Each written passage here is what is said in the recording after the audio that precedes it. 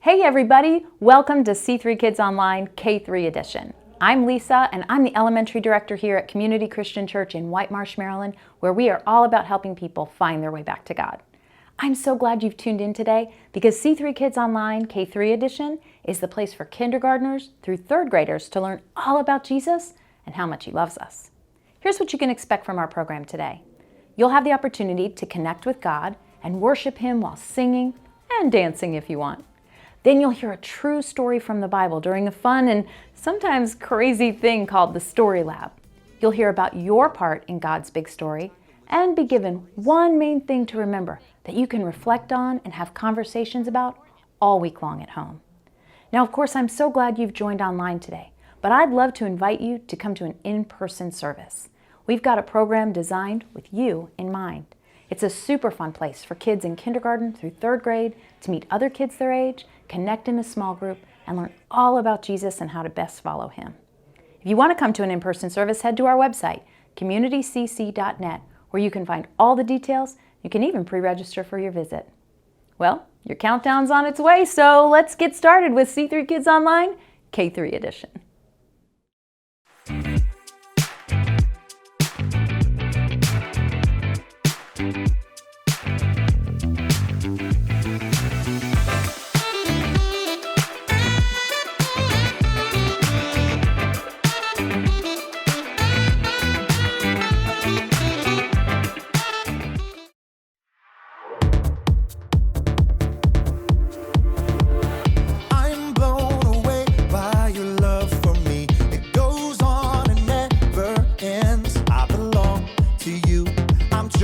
By you forever, I'm your friend.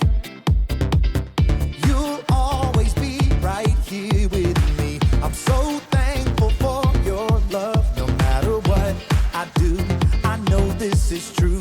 You're by my side, you'll never leave. I wanna thank you, God, for showing me who I am. You're so good, you help me to understand.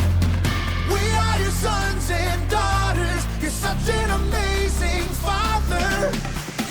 Thank you, God, for coming to rescue me. You're so good, God. You're everything I need every minute of every day. I just wanna say thank you, God. I'm blown away by your love for me. It goes on and never ends. I belong to you. I'm chosen by you forever. I'm your friend. You'll always be right here with me. I'm so thankful for your love. No matter what I do, I know this is true. You're by my side, you'll never leave. I wanna thank you, God, for showing me who I am. You're so good, you help me to understand. We are your sons and daughters. You're such an amazing Father. Thank you, God, for coming to rescue me. You're so good, God. You're everything I need every minute of every day. I just wanna say thank you, God. You sent your Son to set us free. For your love and kindness I will sing. You sent your Son to set us free. For your love and kindness I will sing. I wanna thank you, God, for showing me who I am. You're so good, you help me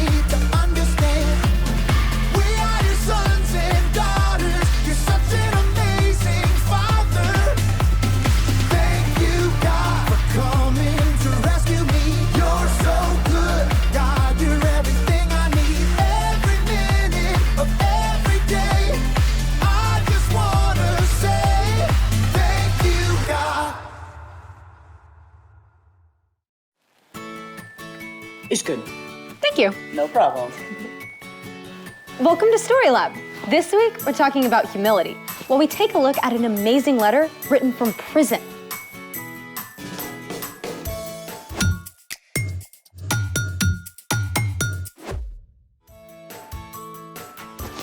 Hey, I'm Sebastian. And I'm Skylar. We're talking about humility, which is putting others first by giving up what you think you deserve. I think one of the best ways of putting others first is by helping them eat well. Like a box of fudge rounds. I was thinking more of tasty veggies. My relationship with vegetables is complicated. How about this vegetable? Are you for real? Yep, world's heaviest carrot, according to the Guinness Book of World Records. That's gonna need a lot of ranch. Then there's this. World's biggest cabbage? Yep. It's like part of some prehistoric jungle. I feel like we should see some dinosaurs roaming past it. Speaking of which, It's a Vegisaurus! world's largest mixed vegetable sculpture. Amazing. Slightly terrifying. Our guest today knows a thing or two about veggies. He builds with them? Nope, he grows them. Great. I'm ready. Hi, Phil. We're so excited to talk with you. Hi guys, hey, it's good to be here. Can you tell us a little bit about what you do? Sure, I run Sheriff Farms, which is a small market garden that supplies an average of 40 baskets a week, all 4 seasons of the year to our 65 families. Wow. What's your farm like? Well, it's a very intense little farm. It's a 1/4 acre if you do the math of how much we actually grow on. But we grow all major food groups. That's what makes a market garden a market garden. It has a variety of crops, a great diversity of crops, and we grow them all. Everything from broccoli and cabbage and beets and carrots and lettuce and kale and bok choy, onions and garlic, and a lot more.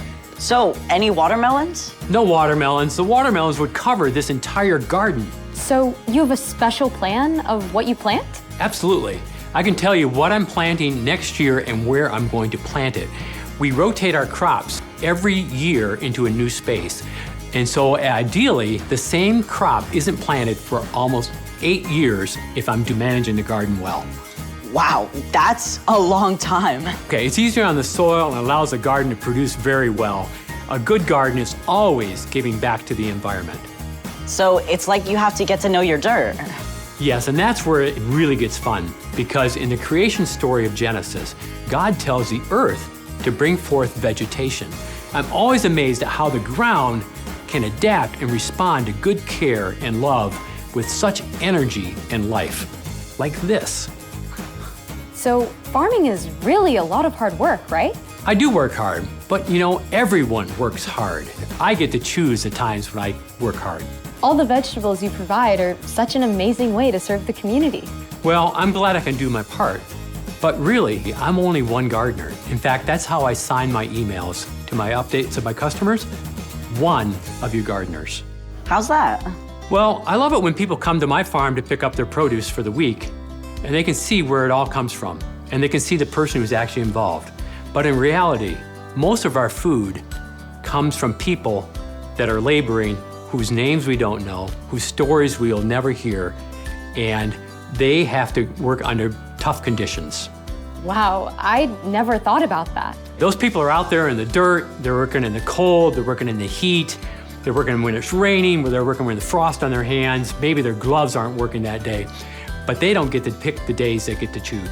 I feel like I should go find a gardener and thank them right now.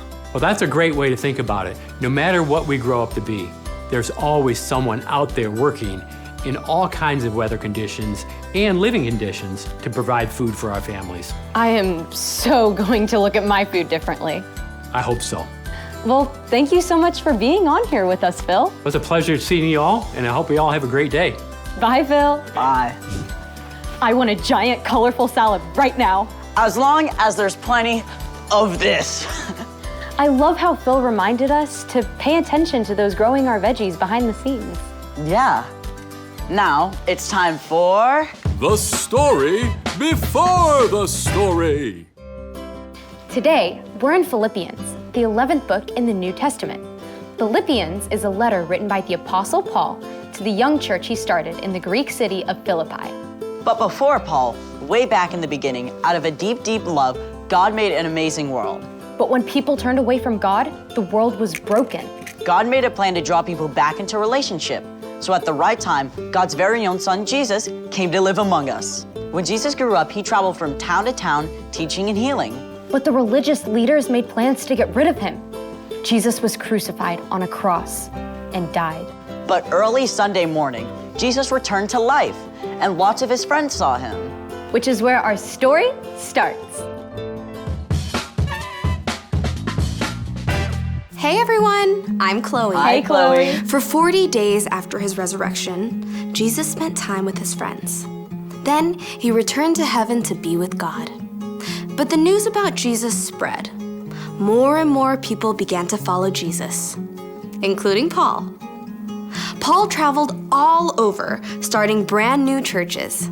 On one of his journeys, he spent 3 months in the Greek city of Philippi, where he shared the news about Jesus with a businesswoman named Lydia.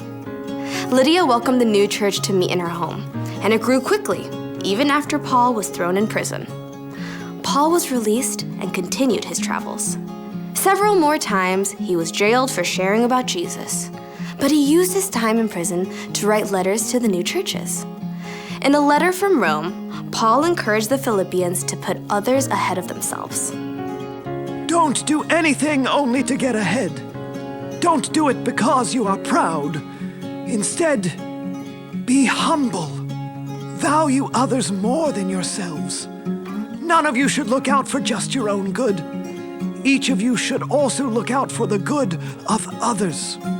As you deal with one another, you should think and act as Jesus did. Jesus is our model. Like the Philippians, we can begin to think and act like Jesus. So let's take a look at some of the things Jesus did. Jesus showed humility by always talking to God first.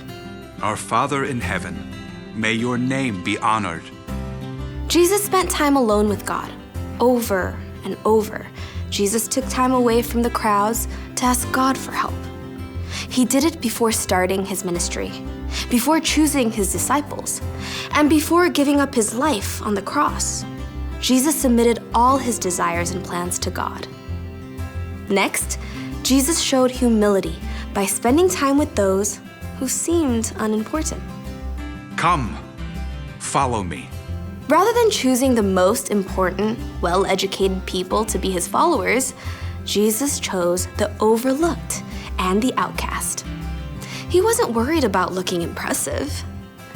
Jesus said to show humility by giving in secret. When you give to needy people, don't let your left hand know what your right hand is doing. Then your giving will be done secretly. That just means when you do something good for others, do it quietly. Don't make it a big deal and do it for show so people will think you're all that. Jesus also said to show humility in our relationships by doing more than is required. Suppose someone forces you to go 1 mile. Go 2 miles with them.